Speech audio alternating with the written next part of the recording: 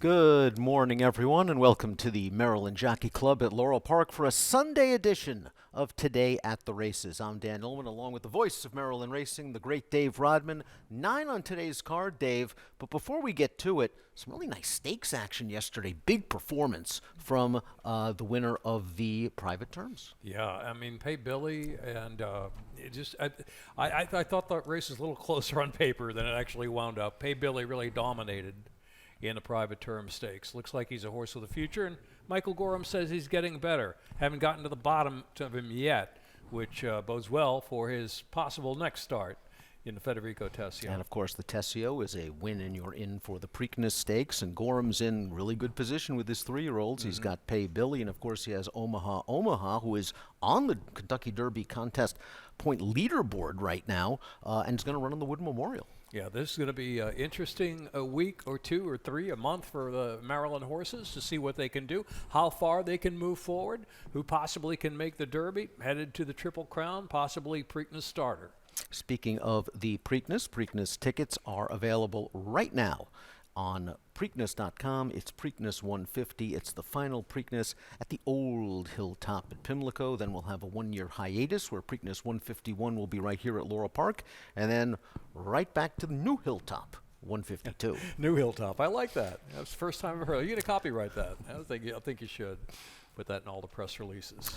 New Hilltop. So, Preakness 150, those tickets are going quickly, especially in the premium areas, the Turfside Terrace, the clubhouse box area, and tickets that people really covet year after year. And to get some cash for Preakness 150 and play those exciting races, you're going to want to play the Preakness Preview Day Handicapping Challenge at Laurel Park. It's on Saturday, April the 19th. It's a $500 buy-in. $250 goes to a live money bankroll, $250 to the prize pool, cash prizes, Preakness tickets, and berths to the National Handicapping Championship and the Breeders' Cup Betting Challenge. Yeah, it's going to be really nice to see some faces we haven't seen in a while back here at Laurel Park for the Handicapping Challenge. Not the only way you can play, of course, but I know Greg Nepper from Pennsylvania has already got his ticket in. Hybrid contest. You can play here. You can play online. Learn more at laurelpark.com. We're going to kick things off with race number 1 on a nice competitive Sunday afternoon card. But before we do that, we're going to take a look at our weather conditions. And the track is fast. The weather is nice. 44 degrees. Will warm up even a little bit more. No excuses for a lot of these horses right now. We'll see if a bias develops. Yeah, yesterday it looked like speed early, but I thought the track played fairly honest. Yesterday afternoon, I think the speed situation, the first 3 races, kind of the product of the way of the races themselves, the way they set up, and maybe some lone leaders out there. Yeah, a lot of short prices early on, so it's always tough to discern whether there's a bias going on when logical horses are winning. But I agree with you. I think speed might have been slightly good early, and then it sort of evened out in the afternoon. We're looking for an even track today as we kick off race number 1. We're going 7/8 of a mile. It's a condition claimer, 75 down to 6. Fillies and mares 4 and up, which have not won a race since September the 23rd, or which have never won 4 races. Take out the 1 Catch the Kitten, take out the 7 Gold Time Vixen. It leaves us with a field of 6. It is the first leg of our first of 2 value pick 5s, and it truly is value because it's only a 12% takeout. Speaking of speed, we had a mare down to the inside now. Catch the Kitten out, going to break closest inside. Livisa. There's been a lot of early speed and going to be perched out there to try to catch. But here's my pick 5 ticket, not using Livisa. I'm using Bad Temper. We'll show you the video in a moment. And Jose Corrales with Hateful. Not quite sure about the 7 for a long distance, but she's a versatile horse. My single in the second race going a mile looks like the LOL, the lone lick of life to me. It's not over yet. So I'm going to use that horse projecting to be on the lead in open lengths today. In the third race, going to spread a bit there. 2, 4, 6, and 9. Bodie's Maker out. There was a key scratch in there, so wasn't quite sure which way to go. Didn't want to narrow it down too much. 4 deep. And then the fourth race, 6 and 7. And then in the final leg, my top pick is going to be the 11, hoping for speed of speed to go all the way, but a little bit unsure. Drawn in a little bit now with some scratches, though. But I think the 3, the 4, and the 12 also have winning chances. So I'm going to use all 4 of those, and that's a reasonable $32 ticket. And hopefully we can get that single speed lone lick home. 50-cent minimum wager for your early value pick 5 with a low 12% takeout. Let's start things off with race number 1. We both agree on the 5 Bad Temper, and primarily because of the trip this horse endured. We have a video spotlight for Bad Temper's most recent start, and things just didn't work out. I understand what Sarah Del Fabro was doing because this horse was hung out wide on the backstretch. She dropped in to save some ground, but here she just has nowhere to go inside and has to alter course too late. Yeah, both of the horses have finished their 1-2, and they're yumming them up. And, of course, on the outside there, closing Bad Temper were the closing kick of the race. Lavisa perched on the lead, but didn't quite get the job done. She's eaten a lot of money lately, so I think those two on-rushing closers there were really the primary runners in the race. And I'm going to go with Bad Temper, hoping for a little better trip this afternoon. I think she'll have some speed to run it up front. And getting out to 7 furlongs is really going to help this horse as well. Tell me a little bit about Hateful, a horse that might be racing herself back into shape. It's her 3rd start of the form cycle for Corrales, who got put up via disqualification with Safe Trust in the Beyond the Wire yesterday. This horse looked pretty good last time out, just taking a logical step up into the 4 life. Dan, consistent at Laurel, right? 15 starts, 3 wins, 4 seconds. I've always thought of this horse as kind of a one-run sprinter that likes to settle, see some speed, a good speed duel in front, and make one run. But you look back in the form, she did wire a field back at Pimlico in May of 2024 in a non-winners of 2, that race that was taken off the turf there. The question to me is 7 furlongs. You know, a horse like this who closes at 6, closes at 5.5, most of the time, will she get the trip today going 7, offering that same closing kick? I think they're going to try to keep her close today, with bearing in mind that the 1 and the 7 are out. Lavisa may be the speed of the fillies and mares in the spot. Keep her close today might be the game. Lavisa's the key to this race because she had to go very fast in the video spotlight race we showed you. That she went an opening quarter in 22 and 51 and just blasted away to an early lead. I don't think she's going to have to work nearly as hard to get to the front here, and she is a proven commodity at 7/8. So she is a very dangerous pace presence, but you did mention she has burned some money. She's 9 to 5 on the morning line. Demand value. Yeah, burned a lot of money, and not that she was in any kind of duel and hung in there. A lot of times at the 316, she's out there, and you can just tell she's waiting for somebody to come get her. So maybe today, she could hold on, but at a short price, I'm going to try to go against her today using the 5 and the 8 in the first leg of the pick 5. And Sweet Talia, we both have 4th. She chased Haley B last time out. That horse came back to win. She might be the best closer in this race, but she needs pace help. 5-8-2-3 for Dave, 5-2-4-3 for me in the opener on a Sunday afternoon card at Laurel Park. Race number 2 is coming up. We're going a 1-turn mile. We've got some scratches in here and a big one at that. I thought the 5 Tough Luck was going to be real tough in here. The scratch Tough Luck, scratch Pro Ballet 10, who you liked a little bit as well. It's a 1-turn mile for 3-year-olds. 12.5 down to 10 is the claiming price. First leg of our first of 3 pick 4s on the afternoon. 50-cent minimum play. And my single in the pick 5 and top pick here is 3. It's not over yet. Projects to be the lone speed in the race, going that 1-turn mile. Should be able to settle and relax up front for trainer Lisa Reed. Who? A trainer that is 100% in Maryland. 1 for 1 is Lisa Reed. Came back here a few months ago with a horse named 'Cause You're Pretty to hit the winner's circle at a decent price as well. Square price, I think 4 to 1, 7 to 2, somewhere in that range, if I'm not mistaken. Last out of a fast race up at Penn National, the runner-up, Ballad of Warrior, came back to run a 74 buyer figure, improving his number by 27 points from that runner-up finish behind Panagiotis there on March the 6th. So Lone Lick, out of a good race, you see, has opened daylight at Finger Lakes. Can open the daylight here going the 1-turn mile. What happened to the speed of Up in Flames is what I want to know. I mean, this horse used to be pretty quick. Last 2 times with Lasix, had some trouble. Steady start, awkward start. You can see maybe try to stay a little closer to the pace. I think he will with Jamie Rodriguez. He's going to do all he can do to try to hustle up there. But, in the past, I would have projected him in front. But lately, that speed's kind of been on the dull side. It'll be very interesting to see what tactics Jamie decides to take with Up in Flames, because Up in Flames is stretching out considerably in distance, as you mentioned. Now, that's a little bit of a question mark. The distance for Up in Flames, it's not a question for our top pick, the 3. It's not over yet. But Up in Flames was wired over a speed-favoring track last time out, tried to make a 3-wide move into it and flattened out. I can see this horse improving, but it just seems like the last 2 races have not been very, very sharp. It's not over yet. Speed in a short field is just such a big angle, and you mentioned Cause You're Pretty from this barn. That horse was also going allowance to claiming, first-time tag for It's Not Over Yet.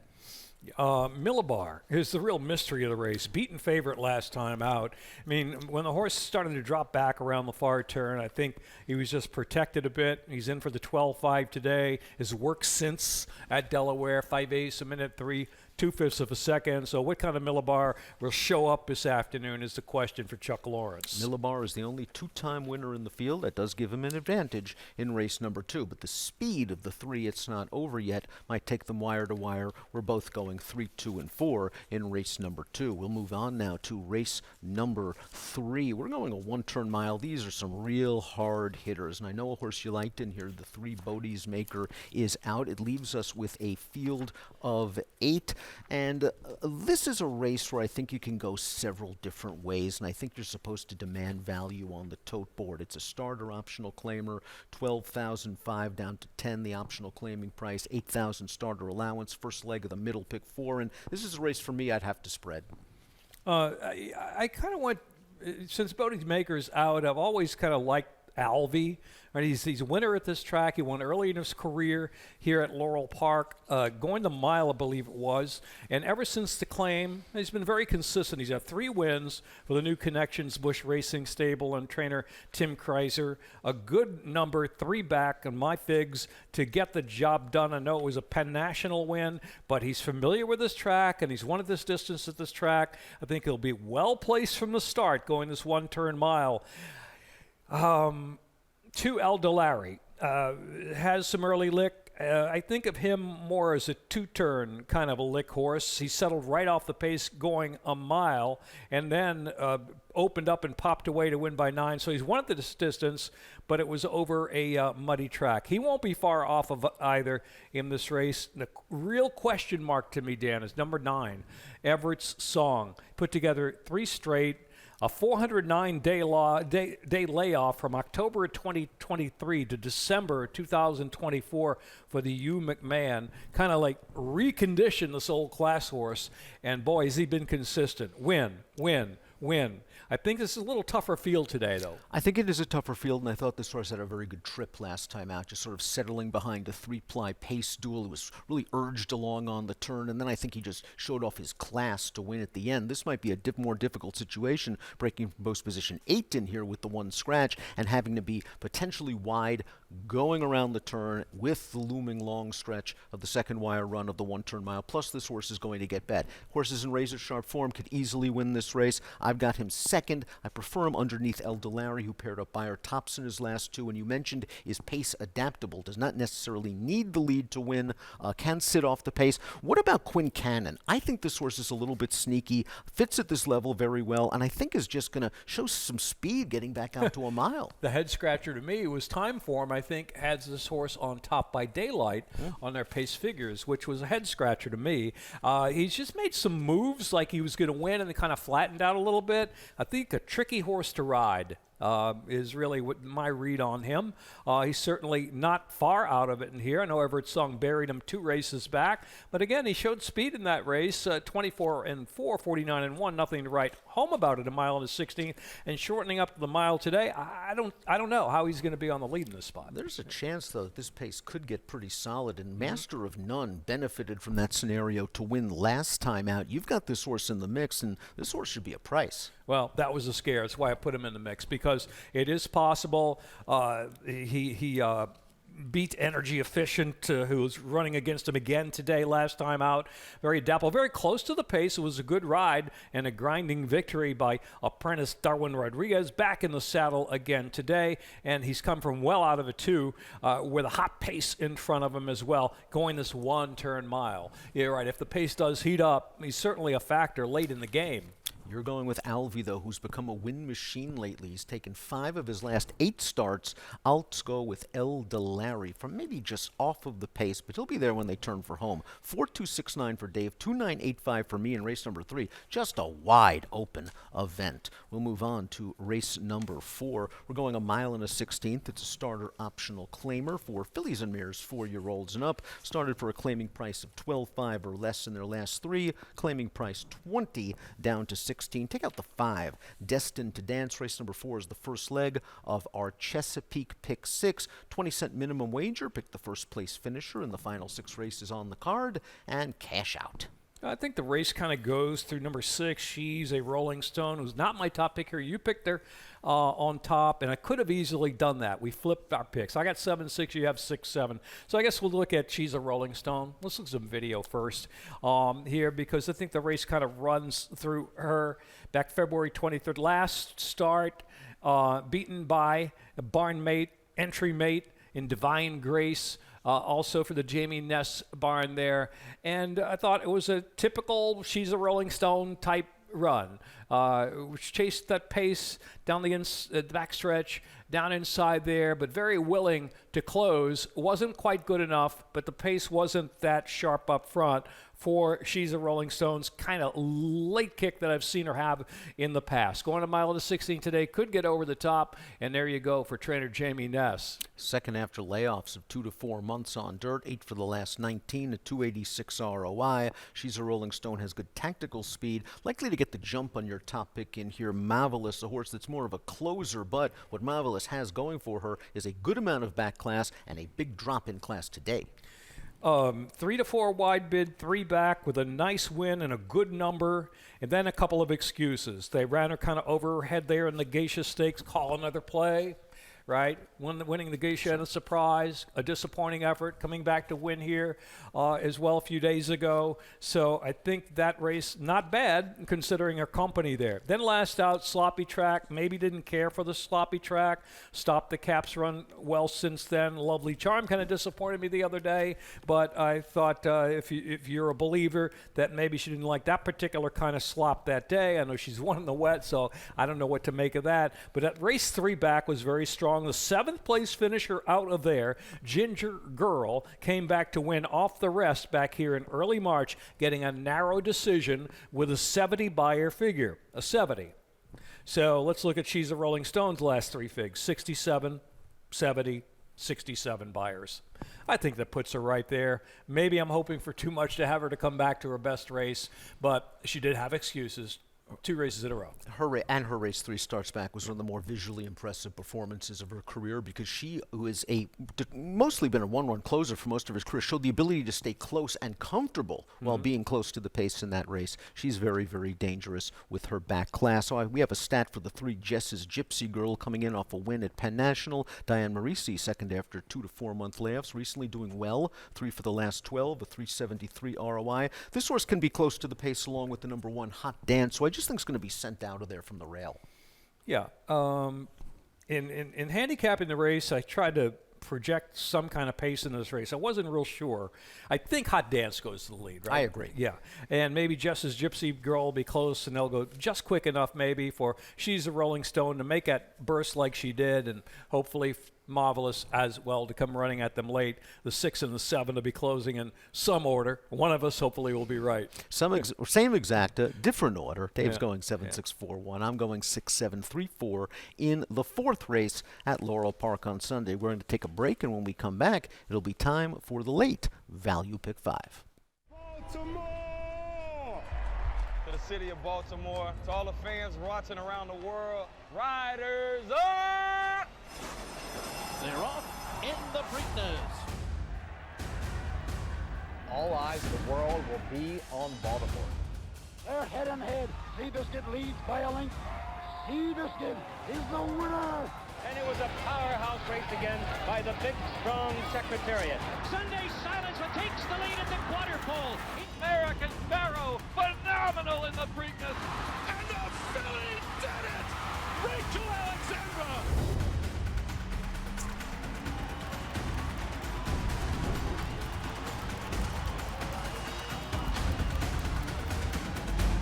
Here is Smarty Joe!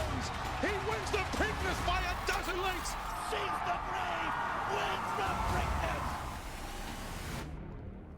Welcome back to Today at the Races. I'm Dan. He's Dave. 4 down, 5 to go, which means it's time for race number 5. And this is a wide open maiden claiming race. 12-5 down to 10. 3-year-old fillies going 5.5 furlongs. Take out the 5, take out the 8, take out the 10. Please note that the 13, Paps Lil Patriot, the also eligible, is now in the race. Toledo aboard 12-1 on the morning line. This is the first leg of our second value pick 5 with the low takeout of 12%, and this one has carryover potential.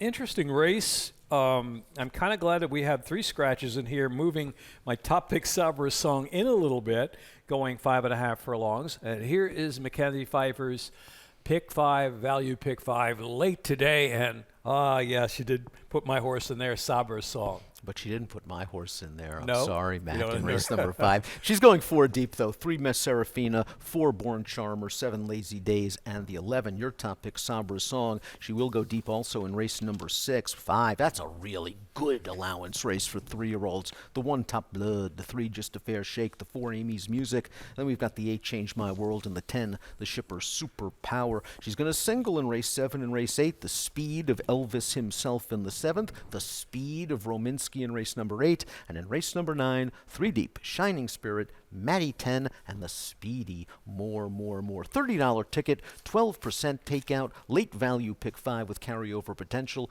50-cent minimum wager. That's what I call a big, bold pick 5. Not 1 single, but 2 singles, right? But, yeah, I could agree that those could be good singles, and there's some of the other races, including this one, right? We have knowns and we have unknowns in this race, the unknowns being first-time starter. We know that Sabra's Song has early speed. We know that Born Charmer, she's got some early speed, breaking a bit closer to the inside. Where shall we start? Let's start with Sabra's Song. That's your top pick in here, and this horse has a lot of speed, even with the blinkers off. I think this Salzman-trained runner is going to show speed on the drop, and again, we talk about it all the time. It's a big angle in these lower-level races. When you drop with speed, you have an edge. Right. Facing better. For that opening quarter, opening 3/8 of a mile, dropping, can get clear maybe. And at this level, some of those fillies just don't have that late kick to come get them. So I'm hoping for hope here that Sabra's Song will show that usual early speed. Note the blinkers come off today, having raced with blinkers last 2 out. You look at the first 2 races, good speed in debut. That race would be good enough to win behind Bougie Bubbles, and then faced Slam Notion. Much tougher filly there in second start. Blinkers went on higher levels, had some early lick. Now today the drop. A little question that maybe Born Charmer is going to try to test her, but they tried to send her last time out, didn't work out.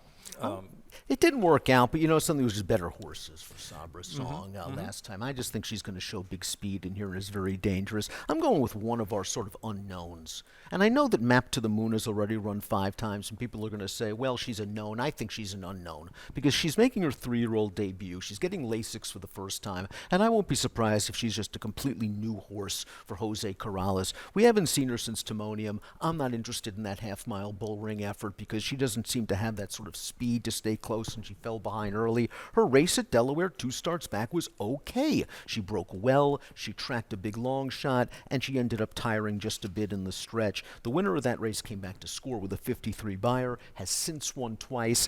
I just think this horse is going to fit at this level. We've got a very promising 10-pound apprentice taking some weight off. Right, if she does call, it'll be what, first win for it certainly will, just started. Right. Jose Corrales gave him a mount, his first mount here. Ran third a couple on of days Friday. ago. Ran quite well. Had, I think, a mount yesterday. But a couple of people who are chart callers there, Bill Browsmill in the press box and Keith Hughes, they were kind of impressed with the way that he saved ground in that debut run here at Laurel Park. You may be onto something there, Dan. It's a layoff, 212 days, apprentice and first-time Lasix. Okay, I think we have a video of Born Charmer, who's probably going to show speed again today, but was hard sent in the last race. Let's watch it from the start there. Born Charmer breaking from post 4. It's a light blue colors. There you go, hustled out of there in between horses and pops away just a bit, tried to get away from the other speed, but then was pressed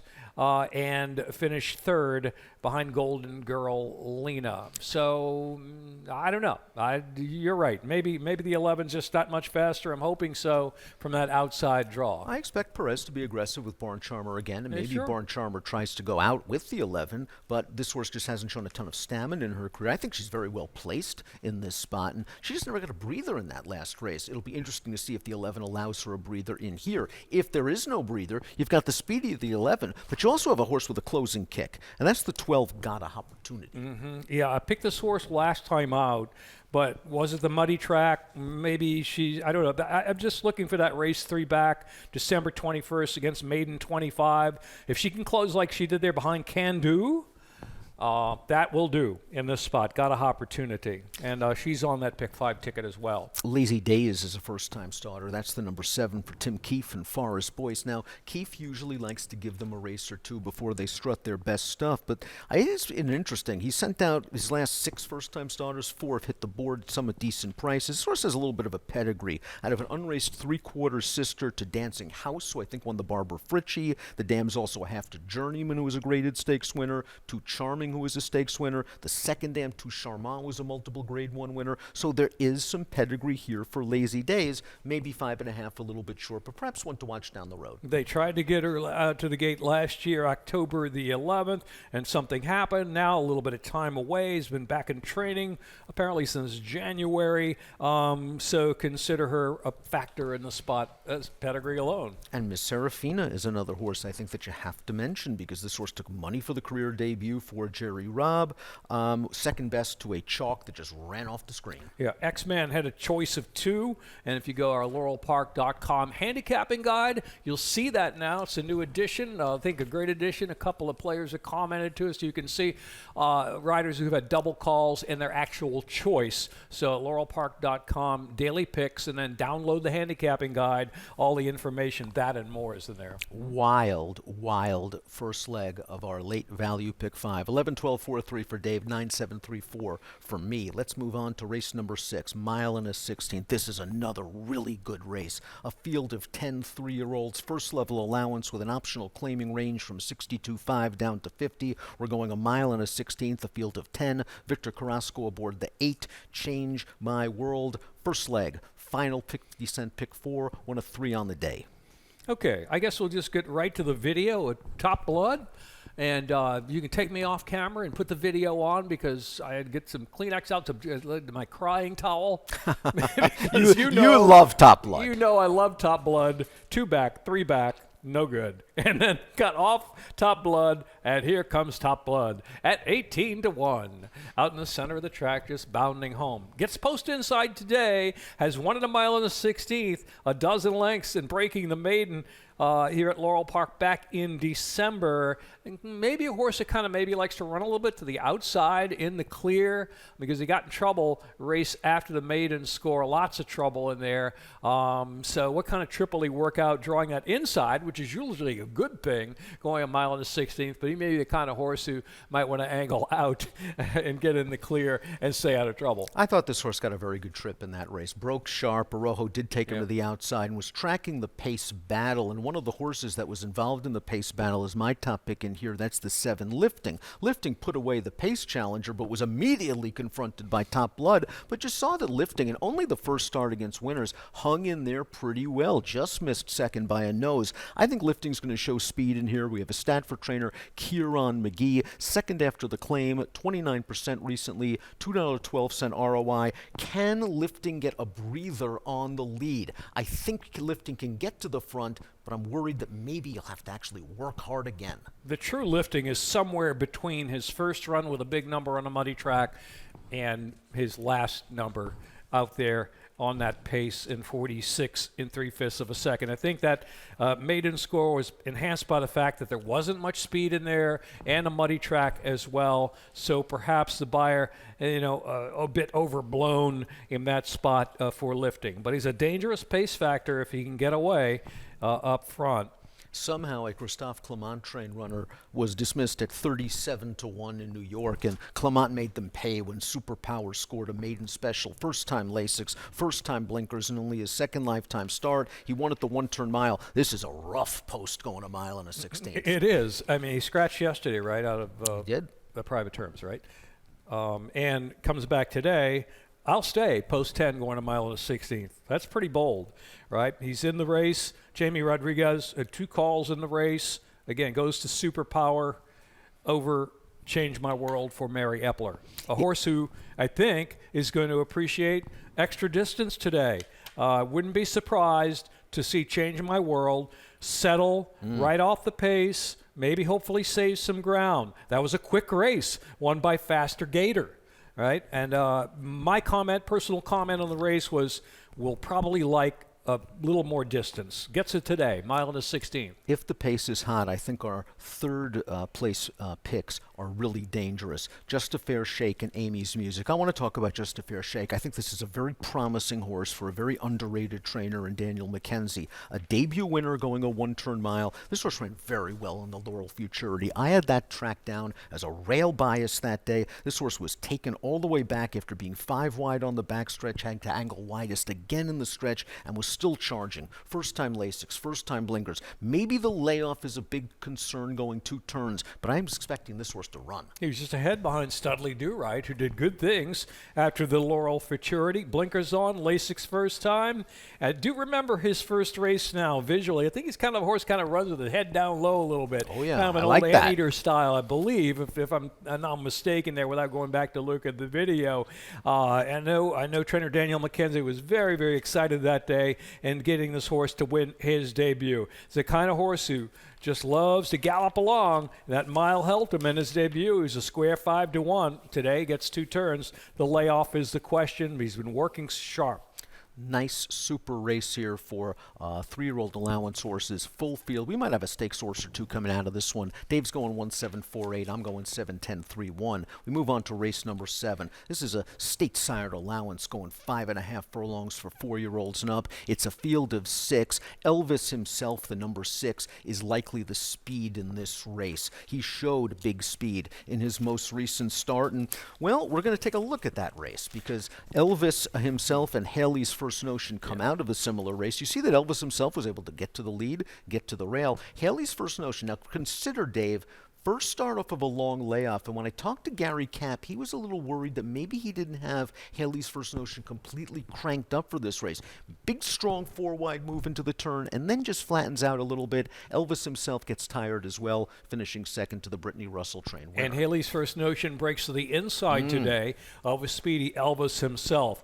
He had a little bit of trouble in that race with a bump at the 8th pole, but prior to that, he didn't show that early speed he did at Laurel and Delaware back last year as a 3-year-old. I think he'll be more cranked up today with a sharp break from the gate, percent up. Maybe he's going to get a little bit of a jump on Elvis himself. And what happens if they get out there together? If they get out there together, then all of a sudden a horse like Herd on the Street becomes interesting, who may not have had the cleanest trip in the race we saw last time out. He finished 5th that day. You can go back on our YouTube channel and watch that replay, pan and head on. What do you do with a horse like Watch Out World? Maybe Watch Out World on paper is a horse that can show some speed as well.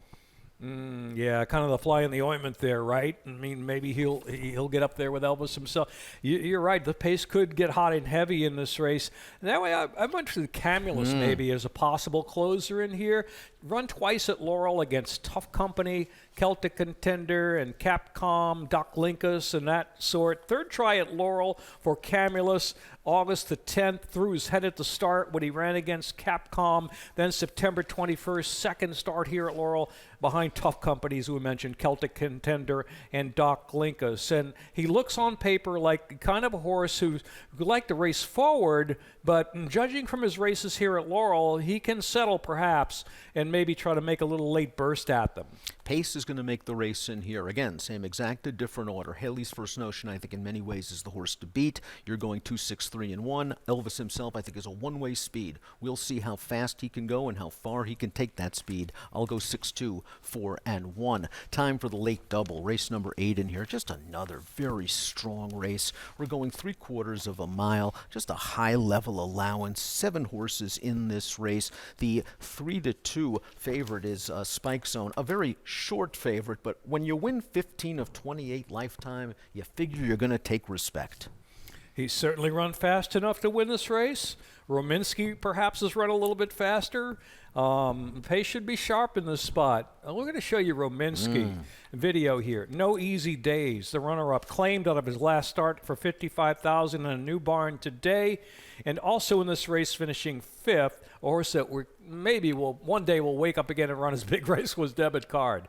But here is Rominski. It was a comeback race for him after a long layoff since summer of last year for Brittany Russell.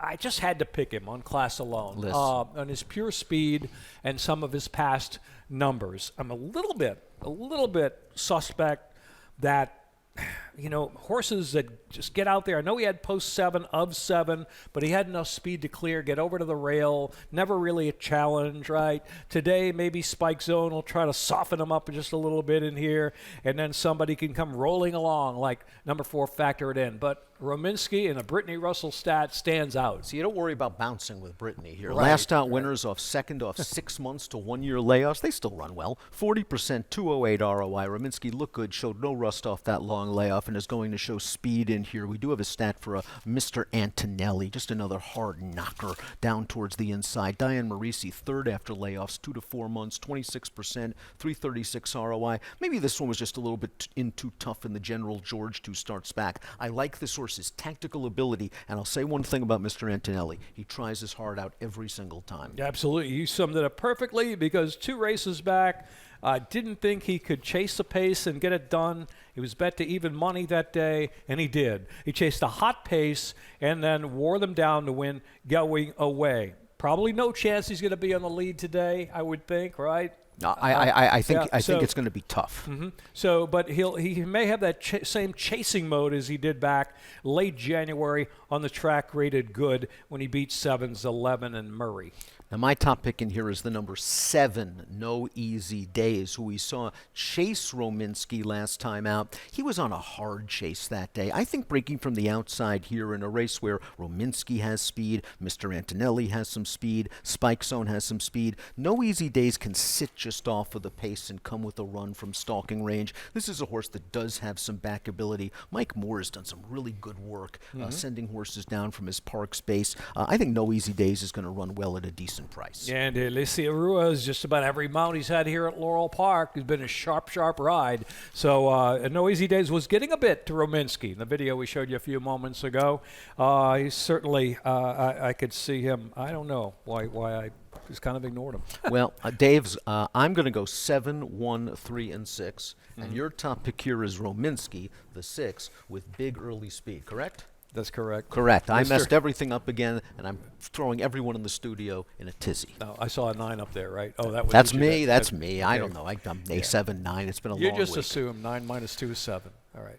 I just trust me. I just assume, and I should assume nothing. Right. Race number 9 at Laurel Park is the finale. 5.5 furlongs, 12-5 down to 10. Non-winners of 3 life. We close things out with a nice field of 8. More is the 9-5 morning line favorite. More is your top selection in this race. More is the horse to catch and beat. You're going to give me the pick of shame award for this one? What happened last time out, right? Even money. Oh, dropping down. Oh, Dave. Why, come on, pick the drop-down horse who has speed. But I think February 21st, this horse is right on the rail, was asked for early speed and gave it as he usually does, got involved in a little bit of a scuffle early on. The majority of the winners February 21st, I'm not saying the rail was dead, but a lot of the winners that day were off the rail, okay? Could have been an honest track, could have been a speed track, but it was off the rail type day. This horse is right on the rail, perhaps, and now they have a little license to drop him in. Or maybe she's nothing, and you don't like her, and I don't blame you. I'm just going to try to beat her at Yeah. a short price. I won't be surprised if she goes out and maybe just wires this field. But Shining Spirit, a horse we have in the mix, I think is going to be close. We have a trainer stat from Mikey Gorham, who went from the agony of defeat to the thrill of victory in 30 minutes yesterday. 4 for the last 14 with last out winners, 233 ROI. Shining Spirit has a tendency to get a little bit worked up behind the gate, sometimes has to be loaded in without the rider. It didn't bother her last time out.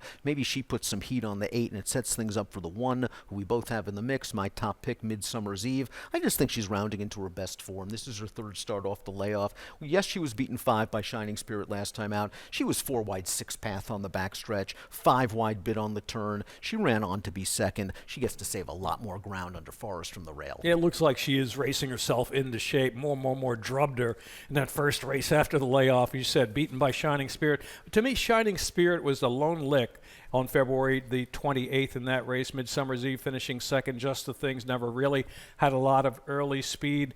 Is that going to happen again today, especially with more, unless she just doesn't show up at all? Right. I think she will show up at least in the early portion of this race more. And I think maybe Midsummer's Eve can work out a pretty good trip. But I know and understand where you're going. Drop down with speed, big angle. More is likely going to try to get to the front. 8-1-2-5 for you, Yeah. 1-2-5-4 for me in race number 9. Best play time. Dave, where are you heading?